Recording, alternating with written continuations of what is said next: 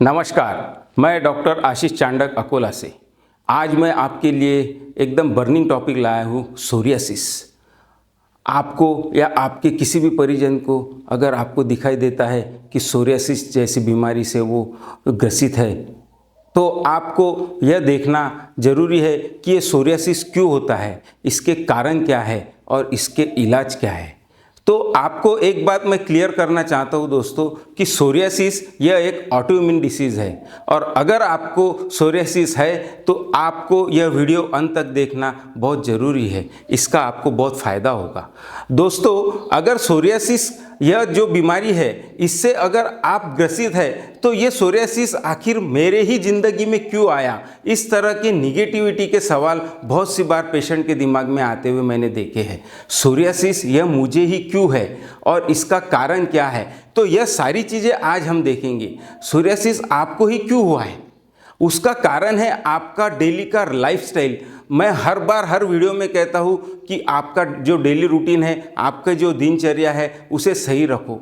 बाहर का खान पान कम करो, फ्रोज़न जो फूड होते हैं उसे कम खाओ, हाफ बेक जो फूड होते हैं जैसे पिज़्ज़ा, बर्गर, इस चीज़ों को भी थोड़ा अवॉइड करो। यह सारी चीज़ों की वजह से सोरियासिस आने में बहुत ज़्यादा मदद होती है। तो सोरियासिस अगर है तो इसका इलाज कैसे किया जाए? इसका इलाज एलोपैथिक में भी है, आयुर्वेद में भी है, होम्योपैथिक में भी है, सभी साइंस में है। लेकिन इसका इलाज अचूक कहाँ है? इसके लिए आपको परमानेंट सॉल्यूशन क्या है? तो इसका परमानेंट सॉल्यूशन जो है, पहला वो है आपकी दिनचर्या। दिनचर्या के साथ में अगर आप कोई भी ट्रीटमेंट लेते हो तो आपको फ़ायदा ही होगा। जिस तरह से आप रात में बहुत ज़्यादा जागते हो, सुबह लेट उठते हो, एक्सरसाइज नहीं है, यह सारी चीज़ें अगर आपके लाइफस्टाइल में होगी तो सोरियासिस तो आएगा ही। लेकिन अगर इन चीज़ों को आप आपके लाइफस्टाइल से हटा देते हो और एकदम अच्छे से ज़िंदगी जीना शुरू करते हो, जैसे कि आपको हरी पत्तेदार सब्जियां खाना है, उसी तरह से रात में जागरण नहीं करना है, सूर्योदय के बाद नहीं सोना है, सूर्योदय से सूर्यास्त तक बीच में भी नहीं सोना है, यह सारी चीज़ें अगर आप करते हो तो सोरियासिस जैसी बीमारी को हटाने में आपको ये चीज़ें बहुत सहायक होगी। अब सबसे पहले हम सोरियासिस के थोड़े बहुत लक्षण देखते हैं कि सोरियासिस में दिखाई क्या देता है। तो मैंने मेरे क्लिनिक में देखा है कि बहुत से पेशेंट सोरियासिस के आते हैं तो उनकी जो शुरुआत होती है वो डैंड्रफ से होती है। सर में डैंड्रफ के स्केल्स तैयार हो जाते हैं और पेशेंट ये सोचता है ठीक है, ये तो डैंड्रफ ही है, इसे थोड़ा बहुत शैम्पू यूज़ करके हम हटा देंगे। लेकिन कुछ दिनों बाद जब ये क्रोनिक स्टेज में आ जाता है तो ये डैंड्रफ का परिवर्तन एक डैंड्रफ के स्केल में होता है, और उस टाइम फिर पेशेंट को लगता है कि नहीं, ये डैंड्रफ नहीं और कुछ है, और उसी वक्त उसके शरीर में और भी दूसरे जगह पे अलग अलग स्थान पे उसको सोरियासिस के ऐसे पैचेस दिखाई देते हैं। तो इसका जो डायग्नोसिस है, यह आप किसी भी स्किन के डॉक्टर के पास जाएंगे तो वो तुरंत देखते से ही कर लेंगे कि ये जो है ये सोरियासिस ही है। तो इसके लिए आपको करना क्या है, यह सारी चीज़ें देखेंगे। उसके पहले हम और भी कुछ लक्षण देखते हैं। सोरियासिस के जो पेशेंट होते हैं उनमें मैंने देखा कि उनके स्किन पे जो लेयर होती है वह थोड़ी स्किन से ऊपर ऐसे उभार आए हुई जैसी लगती है और उसमें बहुत जलन होती है। उसी तरह उसमें भी डैंड्रफ के जैसा बारीक भूसी निकलता है। उसको अगर आप रब करते हो तो उसमें से ऐसे बारीक भूसी निकलती है और वो पेशेंट में उसकी बहुत ज़्यादा जलन होती है। उसी तरह कभी कभी तो मैंने ये देखा है कि उसमें से कभी कभी ब्लीडिंग भी होता है। यह सारी चीज़ें सोरियासिस की जो है, यह जिस भी पेशेंट में है वह बहुत परेशान होता है। तो इसके लिए मैं मेरे क्लिनिक में एक ही बात बोलता हूँ कि अगर आपको ट्रीटमेंट लेना है तो आपको आपका दिनचर्या का शेड्यूल जैसा मैं बोलता हूँ वैसा आपको करना है। आप आयुर्वेद ट्रीटमेंट लीजिए, इसमें सोरियासिस के लिए आपकी दिनचर्या से लेके आपके डिसीज़ के रूट तक जाकर हम लोग उसका ट्रीटमेंट करते हैं। आप मुझसे भी कांटेक्ट कर सकते हैं, मेरे नीचे नंबर दिए हैं, उस पर आप मुझे व्हाट्सएप पे मैसेज कीजिए, या फिर आपके आसपास जो भी आयुर्वेद कंसल्टेंट है उससे भी आप कांटेक्ट कर सकते हैं। सोरियासिस में आपको जो चीज़ें मैंने बताई है, जो बाहर का खाना नहीं खाना है, हरी पत्तेदार सब्जियां खाना है और जो लोगों में शराब का अति सेवन या स्मोकिंग का अति सेवन या टोबैको जैसी चीज़ें खाने का अति सेवन है, उनके इसमें ये सोरियासिस बहुत रैपिडली बढ़ते हुए मैंने देखा है। तो इन चीज़ों को आपको सबसे पहले बंद करना है।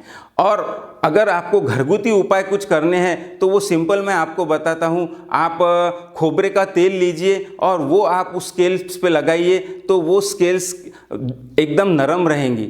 जो सोरियासिस के जो स्केल्स बने हैं उनको नरम रखना बहुत ज़रूरी है। वो नरम रहेंगे तो उसमें जो उभार है वो भी कम दिखाई देगा। और हम लोग बहुत सी बार क्या करते हैं कि उसमें हम मॉइस्चराइज़र लगाते हैं, लेकिन मॉइस्चराइज़र लगाने के बजाय अगर आप प्राकृतिक घरगुती उपाय अगर करते हो तो वो बहुत बेटर रहेगा, ऐसा मुझे लगता है। उसी तरह एक एलोवेरा आता है, एलोवेरा कहीं पे भी मिल जाएगा आपको। एलोवेरा का जो है कुदरती एलोवेरा लीजिए, ना कि एलोवेरा जेल जो मार्केट में अवेलेबल है वो लेने के बजाय अगर आप कुदरती एलोवेरा लेके उसको अंदर का जो उसका जो है उसको अगर लगाते हो तो वो भी एक नरिशमेंट का काम करता है और आपकी स्किन नरम होती है।